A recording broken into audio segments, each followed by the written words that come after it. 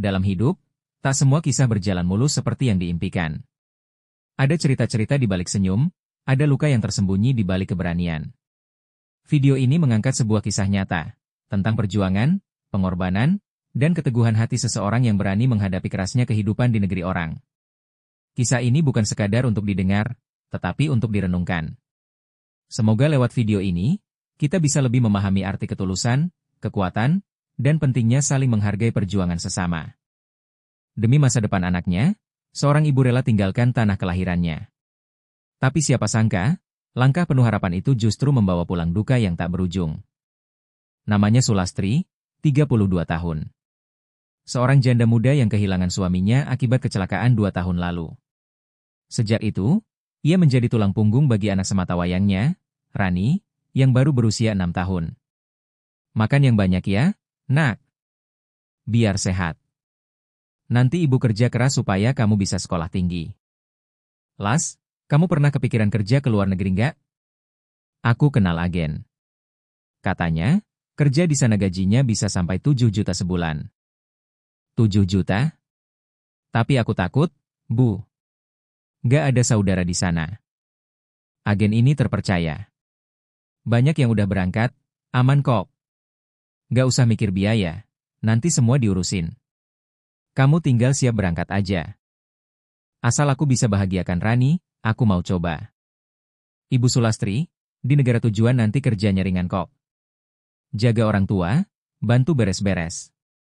Kontrak 2 tahun, setelah itu pulang bawa tabungan besar. Apa saya boleh telepon anak saya setiap minggu? Pasti. Kami juga ada perwakilan di sana. Kalau ibu butuh bantuan, tinggal hubungi. Semua aman. Maafkan ibu, Rani. Ibu pergi supaya kamu bisa hidup lebih baik. Tanpa tahu bahwa keputusannya hari itu akan menjadi awal dari perjalanan tanpa kepulangan. Sulastri berangkat dengan harapan besar, tak tahu bahwa yang akan kembali nanti hanyalah sebuah peti. Dan bahkan, bukan dengan dirinya di dalamnya.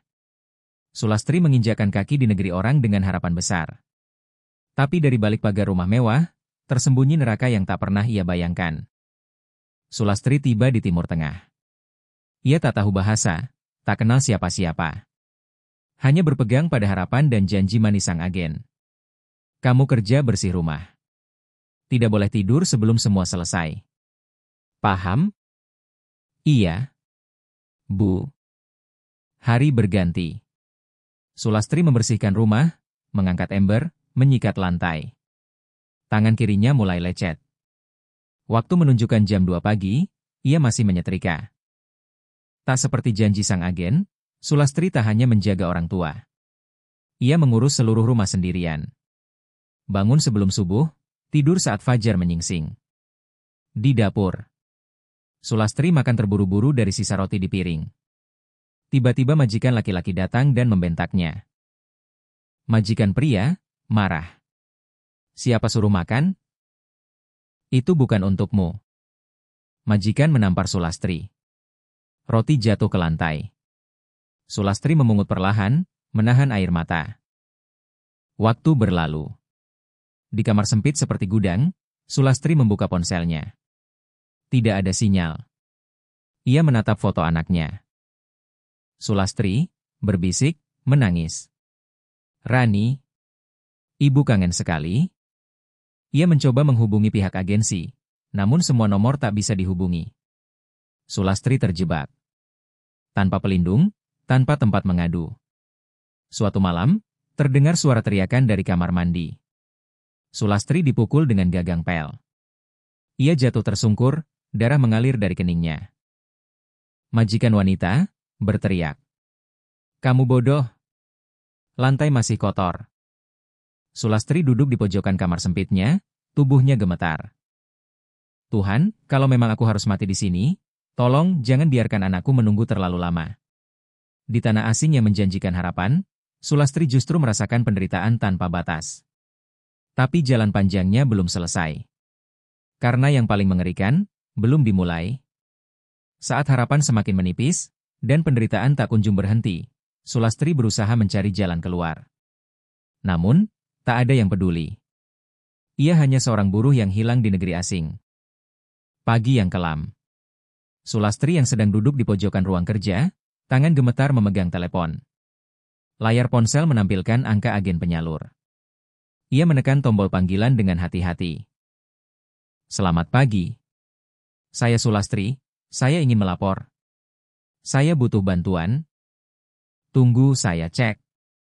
Nanti saya hubungi lagi, ya. Telepon terputus. Sulastri menatap layar ponsel yang kosong. Wajahnya penuh keputusasaan. Di rumah majikan.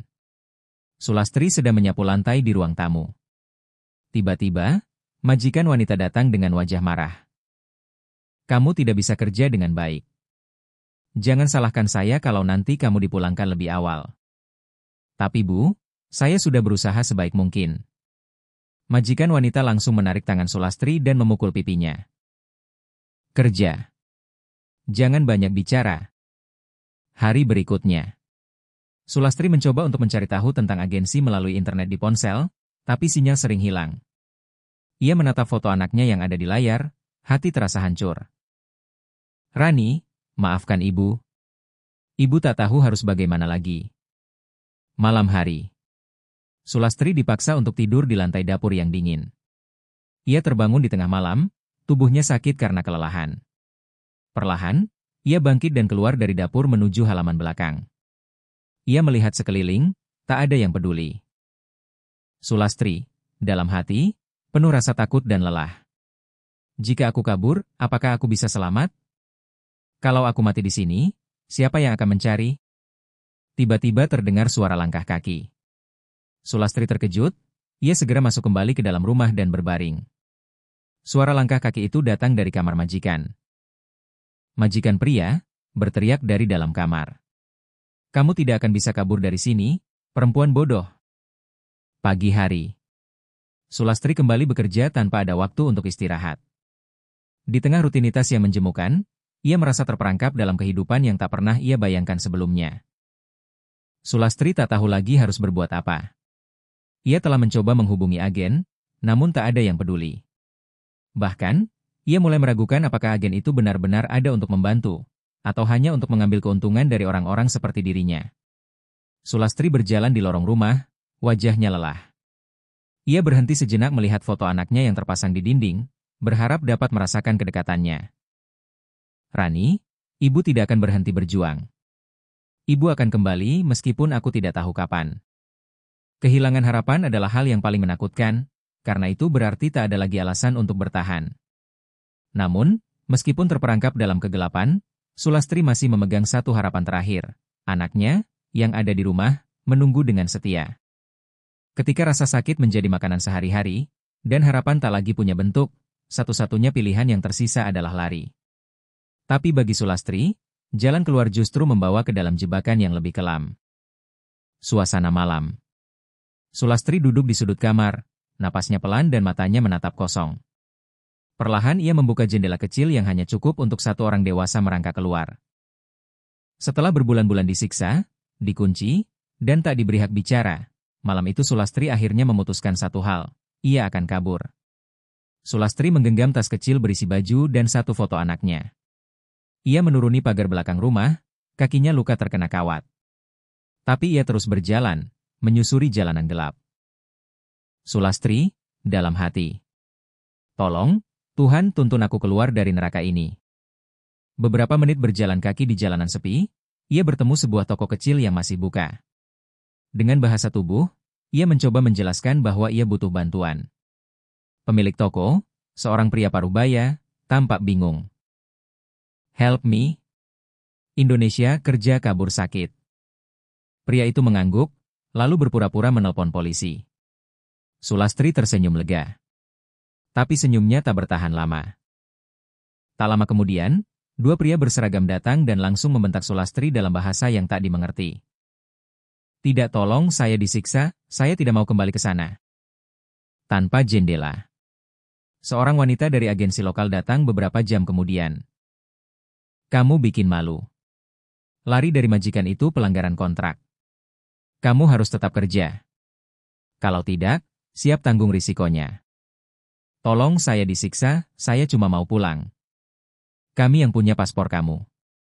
Kamu tak bisa pulang sebelum 2 tahun selesai. Hari berikutnya, Sulastri dikembalikan ke rumah majikan. Tapi kali ini lebih parah.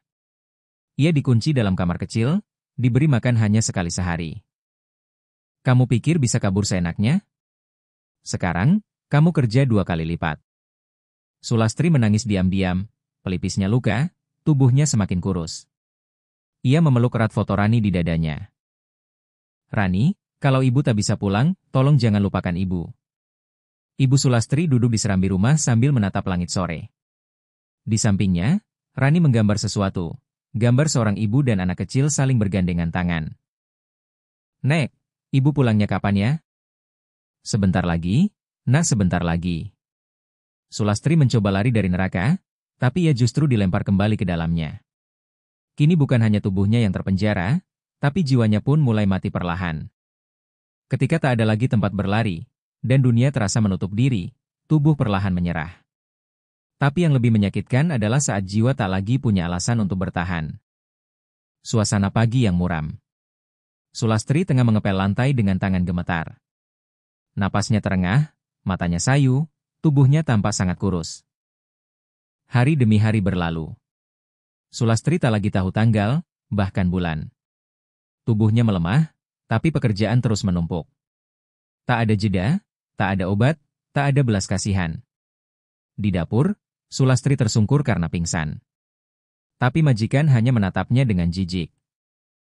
Badanmu lemah seperti itu karena kamu malas. Bangun. Kerja. Malam hari. Sulastri kembali ke kamar kecilnya. Ia batuk keras, darah sedikit keluar dari mulutnya. Ia panik, tapi tak bisa berbuat apa-apa. Dengan gemetar, ia menulis sesuatu di selembar kertas robek. Kalau aku mati di sini, tolong kirim surat ini ke anakku. Ia menyelipkan surat itu ke dalam lipatan foto Rani dan menyimpannya di dalam pakaian dalamnya. Di desa, sang ibu merasa gelisah. Ia mencoba menghubungi nomor agensi, tapi tak pernah tersambung. Sulastri sudah lebih dari 8 bulan tak beri kabar. Biasanya dia sempat telepon meski sebentar. Kamu harus lapor ke dinas, Bu. Ini sudah nggak wajar. Di luar negeri, majikan kini makin brutal. Sulastri dipaksa bekerja sambil demam tinggi. Suatu hari, ia terjatuh saat sedang menjemur pakaian, pingsan dan tak sadarkan diri. Kalau dia mati, kita cari TKW baru saja. Sulastri dibawa ke klinik kecil tanpa identitas resmi. Dokter mencatat kondisinya, berat badan turun drastis, infeksi paru, anemia parah. Kalau dia tak dirawat benar, dia bisa meninggal dalam waktu dekat. Tapi malamnya, Sulastri sudah kembali ke rumah. Ia dibaringkan begitu saja di lantai. Tak diberi obat, tak diberi air. Sulastri, lemah, menatap langit-langit. Rani, ibu minta maaf kalau nanti ibu nggak bisa pulang. Tubuh Sulastri yang kian tak bergerak. Hanya suara jam berdetak pelan. Lalu gelap. Tubuhnya telah menyerah, tapi cinta seorang ibu tetap menggema sampai nafas terakhir. Dan di desa kecil, seorang anak masih menunggu, tak tahu bahwa pelukan ibunya mungkin takkan pernah ia rasakan lagi. Saat tubuh yang hilang akhirnya kembali ke tanah air, semua berharap kejelasan. Tapi apa yang datang bukan kepastian, melainkan teka-teki yang menyayat hati, peti jenazah tanpa jenazah di dalamnya. Setahun lebih sejak kepergian Sulastri, dan tak satupun kabar jelas yang diterima. Tiba-tiba, keluarga menerima pesan dari pihak agensi. Sulastri meninggal karena sakit dan jenazahnya dipulangkan. Ibu Sulastri terduduk lemas di tanah, menjerit pelan sambil memeluk foto putrinya. Lastri, kenapa kamu pulang begini, nak? Warga membantu membawa peti ke dalam rumah. Tapi saat dibuka untuk dimandikan, semua orang terkejut. Tetangga, kaget. Loh, ini kosong? Adegan tegang. Di dalam peti hanya ada beberapa kain, selembar kertas keterangan dari rumah sakit luar negeri dalam bahasa asing, dan tas kecil berisi pakaian kotor.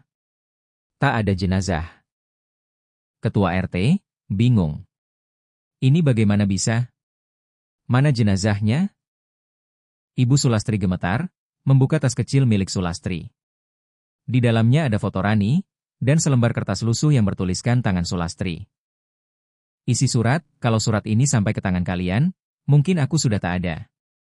Maafkan aku. Aku lelah. Aku sudah mencoba bertahan. Tapi jika aku tak pulang utuh, tolong jangan lupakan aku. Di kantor desa. Ibu dan keluarga mencoba meminta penjelasan ke pihak agensi, tapi jawabannya kabur dan saling lempar tanggung jawab. Itu sudah urusan pemerintah sana, Bu. Kami hanya fasilitasi pengiriman sesuai dokumen. Kalian kirim peti kosong. Anak saya di mana?